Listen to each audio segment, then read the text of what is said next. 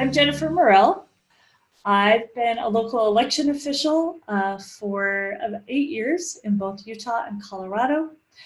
I left that in 2018 to head the Democracy Fund's Election Validation Project, focused on audit standards and testing.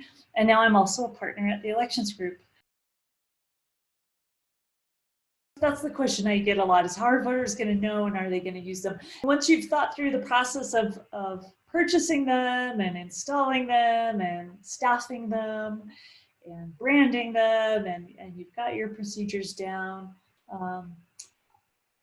informing the public is going to be probably the most critical thing that you do, both in building trust and confidence, and also providing that service. Really thinking about how to get the word out within your community with whatever resources you have. So utilizing everything that's available to you, talking to civic groups in your community, making sure that information about that ballot drop box is available in all the printed material that you might send to a voter, is available on your website, that you try to advertise those on social media.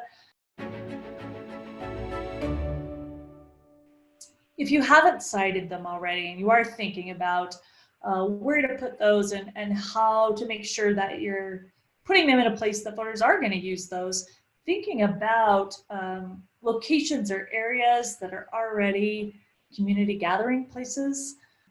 Citizens are likely to be coming to or from or parking, so that might be a civic center, a library, a recreation center, recognizing that a lot of those places probably are closed or could be closed because of COVID, but it doesn't mean that they're any less recognizable.